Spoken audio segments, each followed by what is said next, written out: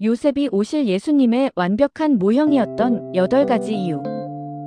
오늘 우리는 창세기 37장을 통해 놀라운 하나님의 계획을 발견하게 될 것입니다. 여러분, 구약의 인물 중에서 예수 그리스도를 가장 완벽하게 예표하는 인물이 누구인지 아십니까? 바로 요셉입니다.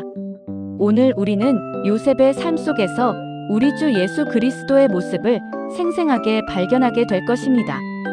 이것은 단순한 우연의 일치가 아닙니다. 하나님께서 구약시대부터 예수 그리스도를 통한 구원의 역사를 미리 보여주신 놀라운 섭리인 것입니다. 첫 번째로, 요셉은 아버지의 사랑을 독차지한 아들이었습니다. 요셉은 노년에 얻은 아들이므로 이스라엘이 여러 아들들보다 더 사랑하므로 야곱이 요셉을 얼마나 사랑했는지 보십시오. 다른 모든 아들들보다 특별히 더 사랑했습니다. 이것은 무엇을 의미합니까?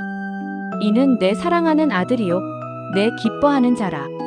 바로 이것입니다. 하나님 아버지께서 예수님을 향해 말씀하신 그 사랑의 고백과 똑같은 것입니다. 요셉이 아버지의 사랑을 독차지했던 것처럼 예수님은 하나님 아버지의 독생자로서 그 사랑을 온전히 받으신 분이십니다. 두 번째로, 요셉은 아버지의 보내심을 받은 아들이었습니다. 내 형들이 세겜에서 양을 치지 아니하느냐, 너를 그들에게로 보내리라. 야곱은 요셉을 형들에게 보냅니다. 세겜은 살인의 추억이 있던 장소였습니다. 사랑하는 아들을 세겜으로 보내는 아버지의 마음이 어떠했을까요? 그런데 여러분, 여기에 더 깊은 하나님의 섭리가 있습니다. 요셉은 아브라함이 받은 약속대로 이스라엘 백성이 애굽으로 들어가야 하기 때문에 먼저 애굽에 보냄을 받은 자였습니다. 하나님이 세상을 이처럼 사랑하사 독생자를 주셨으니, 여러분, 이 얼마나 놀라운 일치입니까?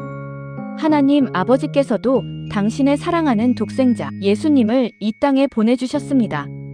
죄악된 세상, 예수님을 거부할 세상의 말입니다. 세 번째로, 요셉은 형제들의 미움을 받은 아들이었습니다. 그의 형들이 아버지가 형제들보다 그를 더 사랑함을 보고 그를 미워하여 얼마나 안타까운 일입니까? 요셉은 하나님께 받은 꿈 때문에 그리고 아버지께 받은 사랑 때문에 형들에게 미움을 받았습니다. 그가 자기 땅에 오매 자기 백성이 영접하지 아니하였으나 예수님께서도 당신의 백성, 당신의 형제들에게 오셨지만 미움을 받으셨습니다. 하나님의 사랑을 받는 아들이라는 이유로 신성 모독했다며 그를 배척하고 죽였습니다. 네 번째로, 요셉은 은전에 팔린 아들이었습니다. 은 20에 그를 이스마엘 사람들에게 팔매 그 상인들이 그를 데리고 애굽으로 갔더라. 형들이 요셉을 노예로 팝니다. 은 20냥이라는 돈의 말입니다.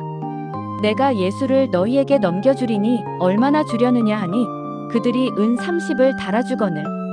요셉은 아직 성인이 아니었기에 20냥에 팔렸고 예수님은 33세 성인이었기 때문에 30냥에 팔린 것입니다. 여러분, 이 얼마나 놀라운 일치입니까?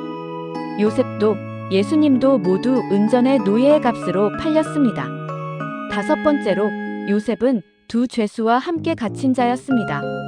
요셉이 감옥에 갇혔을 때 바로의 술 맡은 관원장과 떡 굽는 관원장이 들어왔습니다. 2명 중 떡 굽는 관원장은 죽고 술 맡은 관원장은 복직되었습니다. 그들이 또 강도 둘을 그와 함께 십자가에 못 박으니 하나는 우편에 하나는 좌편에 있더라. 예수님과 함께 십자가에 달린 강도 중 좌편 강도는 끝까지 예수님을 욕하다 죽었고 우편 강도는 당신의 나라가 임하실 때 자신을 생각해달라 요청하면서 구원을 받습니다. 여러분, 이 얼마나 정확한 예표입니까? 요셉이 두 죄수와 함께 갇혔던 것처럼 예수님도 두 강도와 함께 달리시면서 죄인 취급을 받으셨습니다. 여섯 번째로, 요셉은 낮아지심과 높아지심을 보여준 자였습니다. 그는 근본 하나님의 본체시나 하나님과 동등됨을 취할 것으로 여기지 아니하시고, 여러분, 빌립보서 2장 5절부터 12절까지의 말씀을 기억하십시오. 요셉은 아버지의 사랑받는 아들에서 노예로, 감옥의 죄수로 철저히 낮아졌습니다. 하지만 하나님은 그를 애굽의 총리로 온 땅의 지배자로 높이셨습니다. 예수님께서도 하나님의 본체에서 인간의 모습으로 종의 모습으로 십자가의 죽음까지 낮아지셨습니다. 하지만 하나님은 그를 지극히 높여 모든 이름 위에 뛰어난 이름을 주셨습니다. 일곱 번째로 요셉은 세상의 구원자였습니다. 요셉의 애굽 이름 사브나 바네아는 세상의 구원자라는 뜻입니다. 7년 풍년과 7년 흉년 가운데서 요셉은 양식을 저축해서 온 세상을 기근에서 구원했습니다. 내가 곧 생명의 떡이니 내게 오는 자는 결코 줄이지 아니할 것이요. 요셉이 육신의 양식으로 세상을 살렸다면 예수님은 영혼의 양식이 되셔서 영원한 생명으로 우리를 살리신 참된 세상의 구원자이십니다. 여덟 번째로 요셉은 이방인 신부와 결혼한 자였습니다. 요셉이 애굽의 제사장 보디베라의 딸 아스낫과 결혼했습니다. 이방인 여인과의 결혼이었습니다. 내가 너희를 정결한 처녀로 한 남편인 그리스도께 드리려고 중매함이로다. 사랑하는 여러분, 요셉이 이방인 아내를 맞이했던 것처럼 예수님께서도 이방인인 우리를 신부 삼아주셨습니다. 우리는 본래 하나님의 백성이 아니었습니다.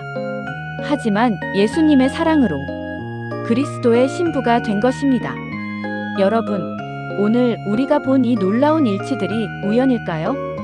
결코 그렇지 않습니다. 하나님께서는 구약시대부터 요셉의 삶을 통해 예수 그리스도를 통한 구원의 역사를 미리 보여주신 것입니다. 요셉의 모든 고난과 영광이 우리 주 예수 그리스도를 가리키고 있었던 것입니다. 오늘 이 말씀을 통해 우리는 다시 한번 깨닫게 됩니다. 하나님의 구원 계획이 얼마나 완벽하고 신실한지를, 예수 그리스도를 통한 구원이 얼마나 확실한지를, 사랑하는 여러분, 요셉을 통해 예표된 그 예수님이 바로 우리의 구주시라는 것을 믿고 고백하시기 바랍니다. 요셉이 애굽에서 높임을 받았던 것처럼 우리도 예수님 안에서 하나님의 자녀로 높임을 받았습니다. 요셉이 온 세상을 살렸던 것처럼 예수님께서 우리의 영혼을 영원한 사망에서 구원해 주셨습니다. 이 놀라운 은혜에 감사하며 오늘도 우리의 구원자 되신 예수님을 의지하고 살아가시는 여러분이 되시기를 축복합니다.